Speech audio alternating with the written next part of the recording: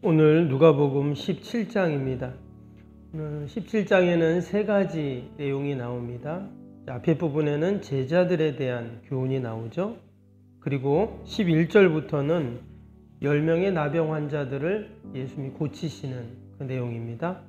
그리고 이제 20절부터 마지막 절까지는 하나님의 나라와 재림에 대한 그런 교훈이 나옵니다. 새벽에는 중간에 있는 나병 환자들이 고침받는, 그래서 주님께 감사하는 그 내용을 함께 살펴보겠습니다. 지금 예수님께서는 십자가 고난을 앞에 두고 계십니다. 그래서 예루살렘을 지금 향해 가고 있죠. 가는 도중에 사마리아와 갈릴리 경계의 어떤 마을을 지나가십니다. 그때 이제 나병 환자들이 소리를 지르죠. 그 내용이 오늘 12절, 13절에 나옵니다.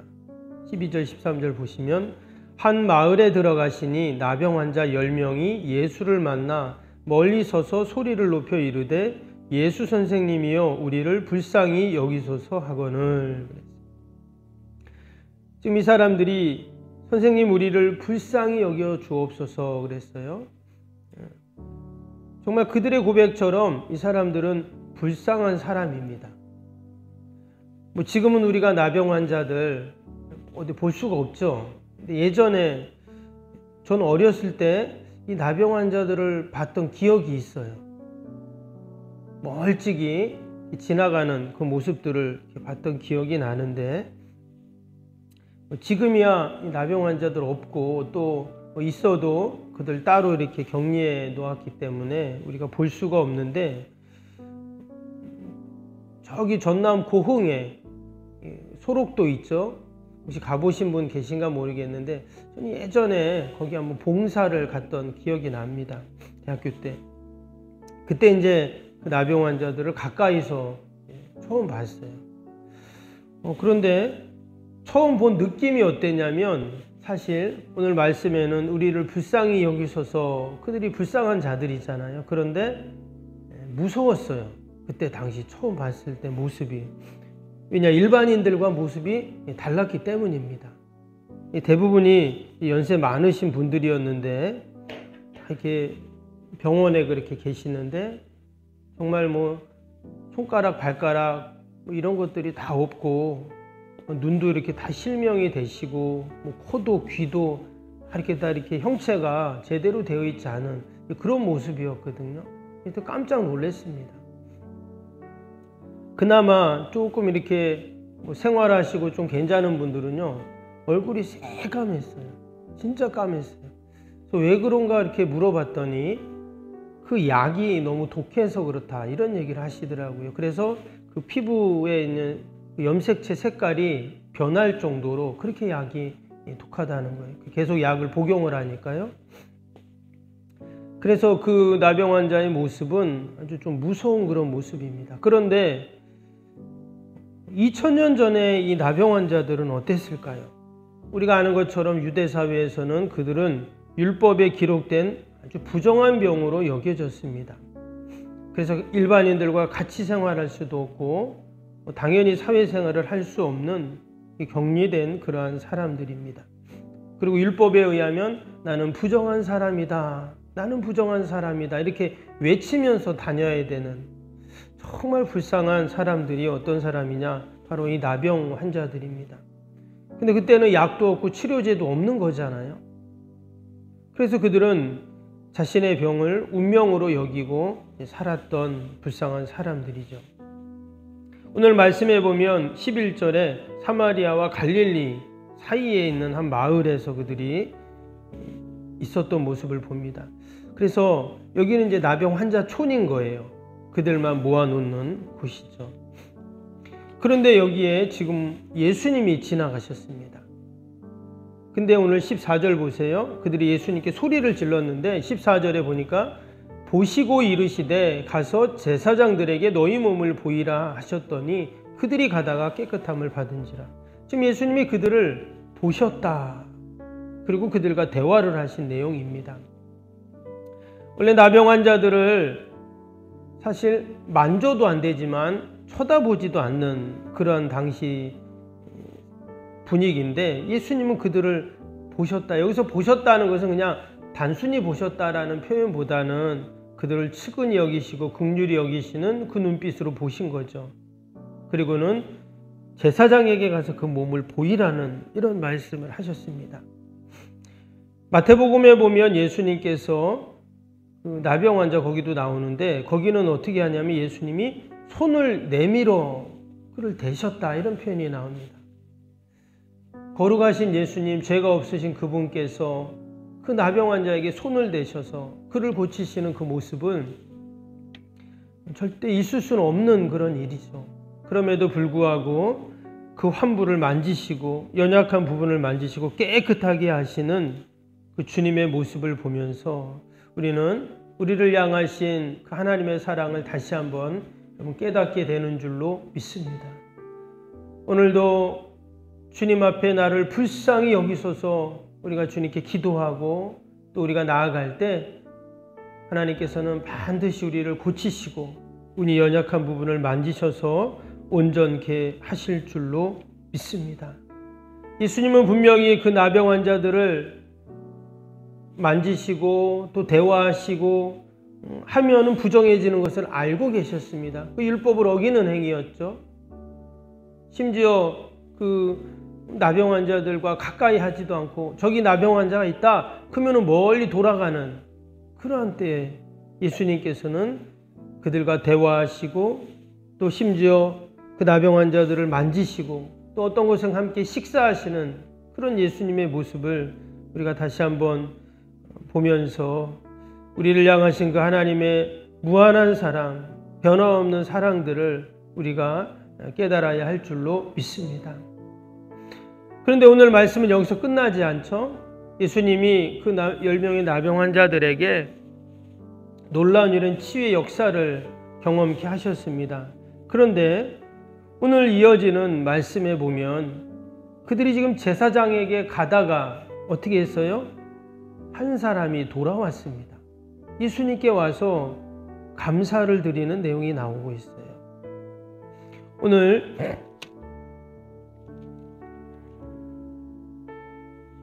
오늘 16절을 볼까요?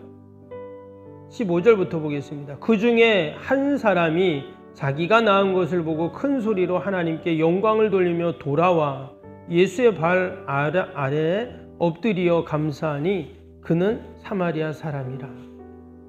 지금 예수님께서 제사장에게 가서 그 깨끗함을 보이라고 이렇게 말씀하셨습니다. 여러분, 제사장은 어디에 있습니까? 당연히 성전에 있겠죠. 그러면 그들은 지금 어디를 가고 있습니까? 성전을 향해 가고 있는 거예요. 원래는 성전에 갈 수가 없어요. 왜? 나병 환자는 성전에 들어갈 수가 없죠. 그런데 지금 그들이 성전으로 지금 가고 있는 겁니다. 얼마나 이게 감격적인 일이에요. 아무리 하나님 앞에 가서 예배드리고 싶고 하나님 만나고 싶어도 제도적으로 법적으로 이 나병 환자들이 성전에 들어갈 수 없게 만들어버린 거예요. 그런데 지금 제사장에게 보이려면 성전을 향해 가는 겁니다. 그래서 우리가 여러분 성전에 올 수 있는 것, 주님 앞에 올 수 있는 것이 이것이 너무나 큰 은혜이고 여러분 복인 줄로 믿습니다. 아멘? 별로 아멘 안 하시네. 아멘? 구약으로 치면 우리는 성전에 올 수 없는 자들이잖아요. 구약의 기준으로 보면 우리는 절대 성전에 올 수 없어요. 그런데 우리가 예수님의 십자가의 그 은혜로 우리가 이처럼 성전에 와 하나님 만나고 예배드리고 또 기도할 수 있고 찬양할 수 있는 것이 여러분 너무나 큰 은혜이고 복인 줄로 믿습니다. 근데 오늘 말씀은 그 한 사람이 예수님께 다시 왔다는 거예요. 성전에 갔다가 예수님께 왔든지 아니면 가는 도중에 너무나 감격해서 왔는지 아주 구체적으로 써있지는 않지만 그 사람이 지금 다시 예수님께 왔어요. 그리고는 너무 감사해서 그 발 아래 엎드려서 감사를 고백하고 있는 모습입니다. 예수님께서 그 모습을 보시면서 10사람이 다 깨끗함을 받지 않냐냐, 그 9은 어디 있느냐, 이방인 외에 하나님께 영광을 돌리러 온 자가 없느냐. 예수님의 탄식 아닌 탄식의 말씀이 오늘 나오게 됩니다. 오늘 이 나병 환자를 치유해 주신 이 사건 속에서는 다시 한번 우리가 하나님 앞에 얼마나 감사하며 예배하는가를 우리에게 말해주고 있죠. 우리도 다 이 나병 환자들처럼 주님 앞에 나와 깨끗함을 받은 자들인 줄로 믿습니다. 그 사마리아인이 주님 앞에 나와 그 감사와 감격을 어찌할 줄 몰라 엎드렸다는 말은 하나님께 예배드렸다는 말이거든요. 온전한 감사의 예배를 올려드린 것처럼 여러분, 오늘도 저와 여러분이 또 돌아오는 주가 추수감사주일이잖아요. 온전한 감사의 예배로 우리가 하나님께 영광을 돌리는 저와 여러분이 되시기를 주님의 이름으로 축복합니다. 오늘 수요일 기도 함께 하겠습니다. 46번부터 60번까지 기도입니다. 수요일 기도. 신실한 그리스도의 제자를 끊임없이 재생산하는 생명의 공동체가 되게 하옵소서. 아멘. 주님의 마음으로 성도들을 섬길 수 있는 평신도 지도자들이 세워지게 하옵소서. 아멘. 세워진 평신도 지도자들이 자신의 은사를 따라 교회를 섬기게 하옵소서. 아멘. 부흥의 새 시대를 준비하며 다음 세대를 책임지는 교회가 되게 하옵소서. 아멘. 복음의 능력으로 통일한국과 글로벌 시대를 감당할 다음 세대를 준비하게 하옵소서. 아멘. 다음 세대들이 성경적인 가치관으로 무장되어 열방을 품고 나아가게 하옵소서. 아멘. 우리 아이들이 지성과 감성과 영성을 겸비하여 새 시대 부흥의 주역이 되게 하옵소서. 아멘. 이웃들을 목자의 심정과 긍휼의 마음으로 품고 사랑으로 섬기게 하옵소서. 아멘. 교회가 지역사회 주민들의 소통의 장소로 아름답게 사용되게 하옵소서. 아멘. 늘 섬김의 자리에 있게 하시고 지역의 자랑이 되는 교회가 되게 하옵소서. 아멘. 지역교회와 협력하여 함께 부흥하고 포항 성시와의 쓰임받게 하옵소서. 아멘. 온 성도들에게 구령의 열정이 불타게 하시고 영혼 구원에 힘쓰게 하옵소서. 아멘. 주님의 지상명령을 수행하며 주님의 소원을 이루어드리는 교회가 되게 하옵소서. 아멘.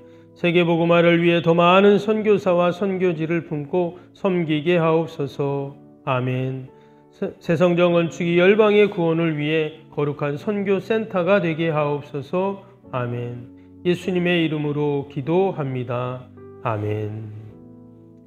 사랑과 은혜가 충만하신 하나님 아버지, 결코 고침받을 수 없었던 그 나병 환자들이 예수님을 만나 예수님의 그 말씀을 듣고 그들이 깨끗함을 받았습니다. 아버지, 우리도 결코 주님 앞에 나올 수 없는 자들이었지만 우리를 불쌍히 긍휼히 여기셔서 이처럼 죄사함 받고 구원받고 하나님의 자녀로 구원 백성으로 살게 하심을 감사합니다. 늘 하나님 앞에 감사의 영광의 예배를 올려드리는 저희들이 되게 하여 주옵소서.